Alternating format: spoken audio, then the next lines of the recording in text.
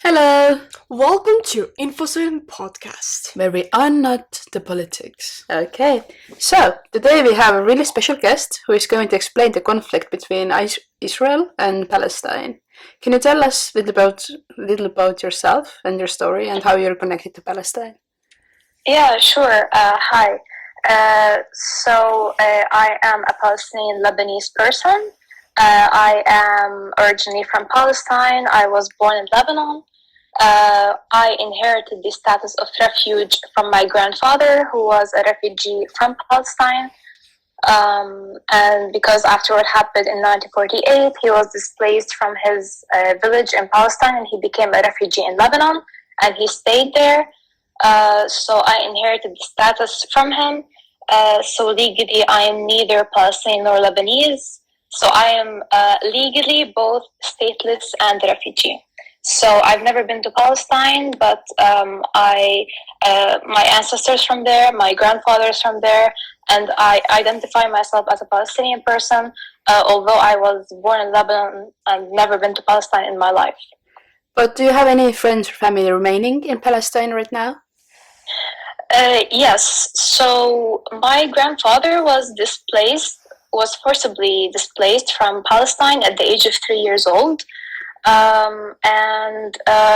When he got displaced, he came to Lebanon with his mother and sister.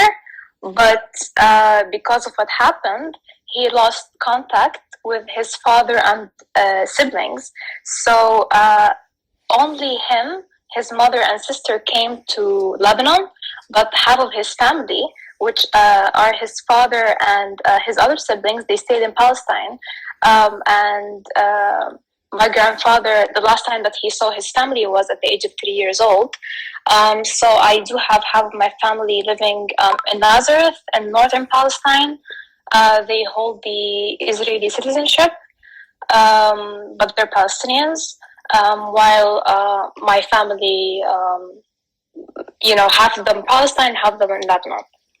Okay, thank you. Can you maybe explain a bit, like, what is the problem between Israel and Palestine? Yeah, sure. So the root cause of the problem started after World War II. After the Allies won in World War II, there was the Sykes-Picot Agreement between France and England, and they divided parts of the Middle East. So, for example, Syria and Lebanon were under the French control, while Palestine was under the English control. So England took over Palestine after World War II, and we became under their, part of their colony, as they say. Mm-hmm. So Palestine was a normal country. It has its own people, culture, cuisine, traditions, civilization, history, everything. It was a normal country. But when the English took over Palestine, there was something called the Balfour Declaration that anyone can Google and see, which clearly states that England is giving the right to persecuted Jews from Europe to come and establish a national homeland in Palestine. After the horrors and the persecution that Jews have been through in Europe and the Holocaust, they needed somewhere safe to be. From that point, Jewish immigration started coming to Palestine. And Palestine already had its Jewish population. Palestinians are not only Muslims, they are Muslims, Christians, and Jews. Mm-hmm. And during that time, many Jews started coming, which is, of course, they are welcome. They are refugees. We give them all the warmth and the assistance they need because they are fleeing from persecution. But the problem started is that there was a political aim behind the immigration that the immigrations, part of them were armed forces that have a very racist ideology, which is known as the concept of Zionism. So Zionism thinks in Jewish supremacy over other religious or racial groups of people, and that was the problem. So in 1948, on 15th of May specifically, when it was the last day for England to leave Palestine, those immigrants we call them Zionists, took over Palestine.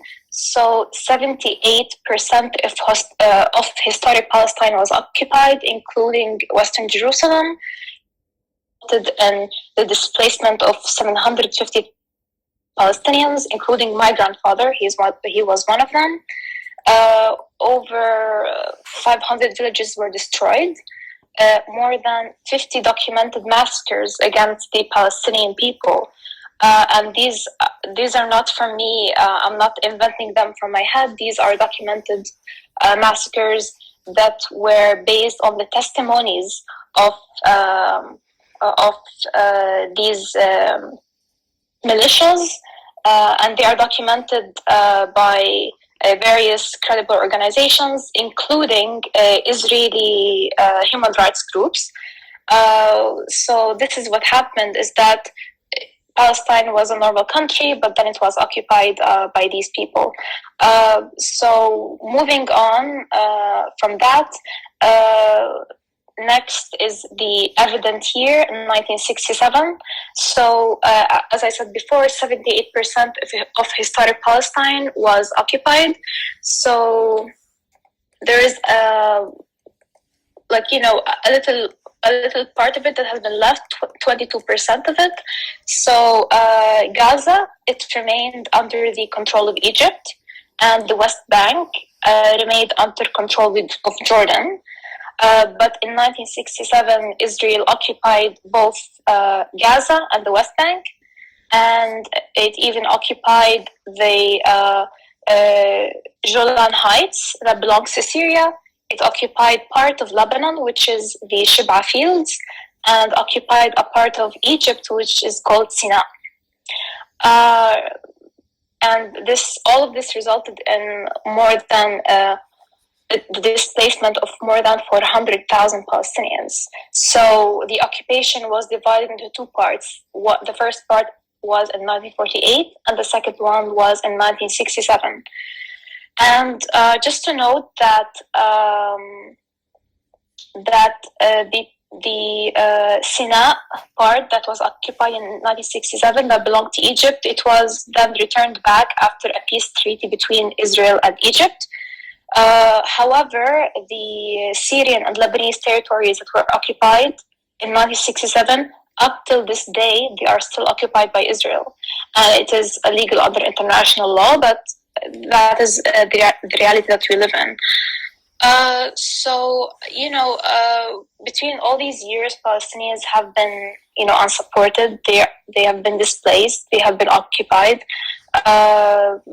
They felt that everything is closing in on them.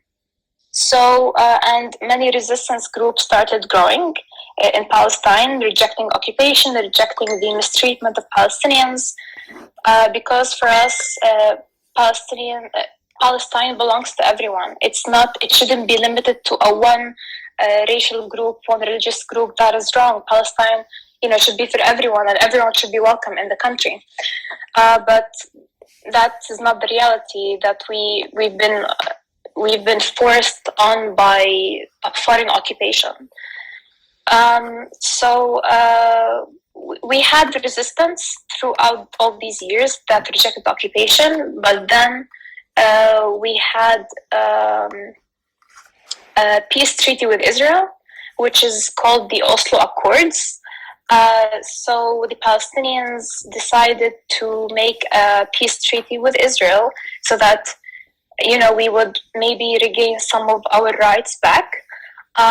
So some of these conditions for Palestinians were to acknowledge the state of Israel, to stop military resistance against Israel, and open diplomacy and negotiations with them. So these were the main conditions. As for Israel, the peace treaty imposed on Israel to withdraw from the parts of the West Bank that were occupied in 1967. However, what has resulted even after all this peace treaty is controlling more borders from Israel, building more and more of illegal settlements, having checkpoints everywhere. So there's the UN resolution 242 ordered Israel to withdraw from the parts that were occupied in 1967, and up until this day, Israel has not fulfilled its rights and obligations toward the peace treaty. So in a way, the peace treaty has fallen down, but it is from the Israeli side. The Palestinian side is kind of weak. We're kind of vulnerable. We acknowledged the right of Israel. We fulfilled our obligations from this treaty, but on the other side, unfortunately, Israel did not. And this is where the story begins on the Palestinian cause. But can you tell us what is happening right now in the territory of Palestine? Yeah, sure. So the occupation resulted in dividing Palestine into three parts. So the first part is Palestinians living in Israel, and they have Israeli citizenship. The other part are the Palestinians living in the West Bank, which is the part that is close to Jordan. And the third part is Palestinians living in Gaza. That's how Palestine is divided. Mm-hmm. So, for example, I will talk about the Palestinians who live in the West Bank under the military Israeli occupation. I just want to note that big human rights organizations like the Office of High Commissioner for Human Rights and Amnesty International, they both investigated the crimes of Israeli occupation in the West Bank, and they concluded in the reports, I think they were published last year, that all of these Israeli crimes in the West Bank, they amount to the crime of apartheid. So Israel is accused by big, credible human rights organizations that it's an apartheid country. Why is it called apartheid? Is that it is one state, but different laws. So it is one state, which is Israel, but it has two laws that one of them applies on Israelis and another applies on Palestinians. So they discriminate against Palestinians in their policies and their laws. There are many racist laws that are applied on Palestinians in the West Bank. Can you bring in examples? Yeah, sure. One of the laws that come to my mind now is that if you're a foreigner living in the West Bank and you fell in love with a Palestinian person, you have to report directly to the Israeli authority from the first day that you start a relationship with that person, because this dictates whether you're gonna stay or leave the West Bank. I think they give you 27 months until you are, allowed, and then they make you leave the West Bank. So when it comes to those small details in Palestinians' lives, when it comes to love, when it comes to marriage, when it comes to all these, life things are dictated by the Israeli authorities. We have in West Bank, there are approximately 500 checkpoints between cities, which are Palestinian cities, which are occupied under international law. It's illegal. there are checkpoints that Palestinians cannot move freely. There are restrictions of movement. Sometimes, many times actually, Israeli soldiers on Israeli checkpoints do not allow ambulances to move, which prevents ambulances from reaching the injured or the sick Palestinians. Many Palestinian women gave birth on Israeli checkpoints because they were not allowed to move. And these, they restrict Palestinian movements between Palestinian towns. There are imprisonments. In Israel imprisons more than 1,250 Palestinians, which are called administrative detentions. Administrative detention, it's a concept that is defined by that Palestinians are imprisoned based on no evidence whatsoever. So they imprison you, and they take you to a place, to a prison where your family doesn't know where you are. You're not allowed the right to seek a lawyer to defend you. There is no evidence on why you are being imprisoned. They don't tell you what's happening. They make you sign documents in Hebrew, a language that Palestinians do not understand because Palestinians' native language is Arabic. And each year, around 700 Palestinian children, and some of them are as young as 12 years old, are detained and prosecuted in Israeli military system. Israel is the only country in the world that prosecutes children or juveniles in military courts. That is illegal under international law. Other than that, we have the apartheid wall in the West Bank that segregates people from each other, segregates Israelis from Palestinians, segregates Palestinians from Palestinians. We have the city of Hebron in the West Bank that is segregated even by streets. So, like 90% of the street belongs to Israelis, and only Israelis are allowed to walk, while 10% of the street, let's say, for example, is only allowed for Palestinians. So these are some of the racist things that Palestinians face on a daily basis under military occupation of Israel in the West Bank. Do you want me to talk about Gaza, the situation? Yes, this would be perfect. Yeah, thank you. Yeah, because it's like the ongoing hottest topic in media now. So Gaza is a territory which is like 360 square kilometers. More than 2 million Palestinians live in it. For 16 years, it has been under land, air, and sea blockade by Israel.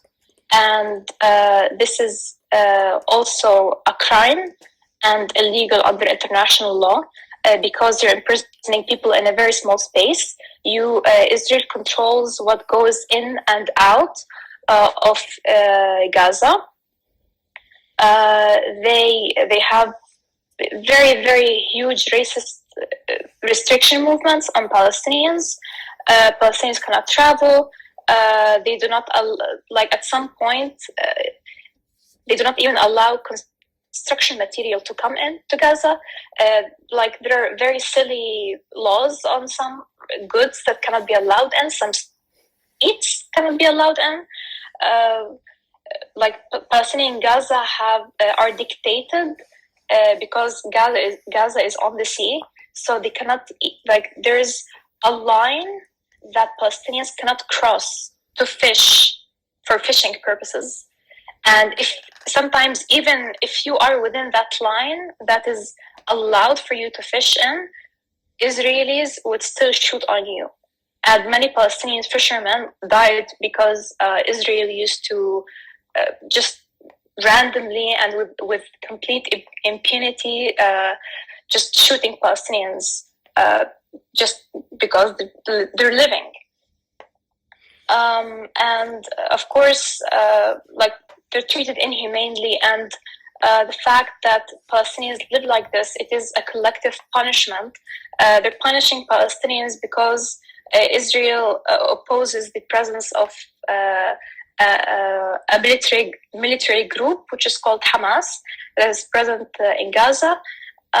So that is illegal under international law. Even if Israel opposes the presence of Hamas, it shouldn't be imposing a big inhumane blockade on the Palestinians. That is collective punishment, and that is illegal under international law.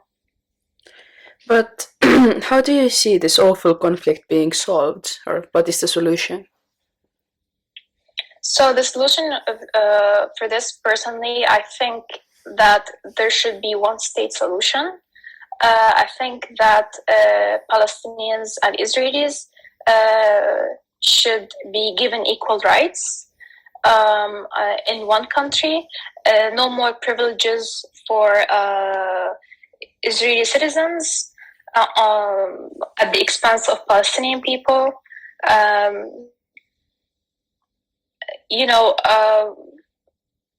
There should just no occupation, no illegal settlements, just people living together equally with no privileges whatsoever.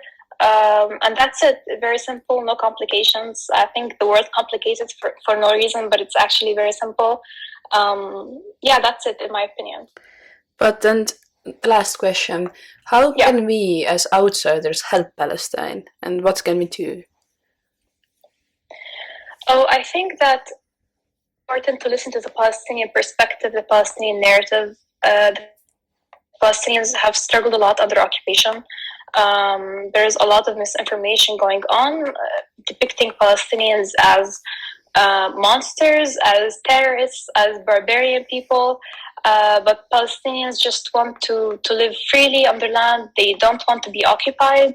They want to be treated like human beings. They want their rights. So, read more. Just try to research more on what's happening. Try to listen to the Palestinian voices. Especially now, Palestinian voices are heavily silenced. Try to understand. Try to get out of the box of prejudice and bias. See the Palestinian struggle beyond religious conflicts, beyond misinformation and disinformation in the media and false narratives.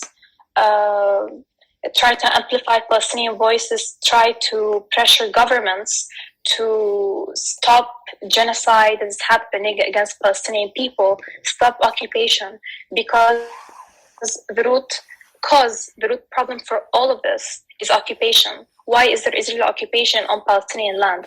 If there is no occupation, there is no resistance, there is no violence, there are no attacks. So we should all pressure our governments to think twice before making statements which might harm Palestinians in a way and support occupation, because we should all be against occupation no matter where it's coming from. But thank you for coming today and talking about this really important problem.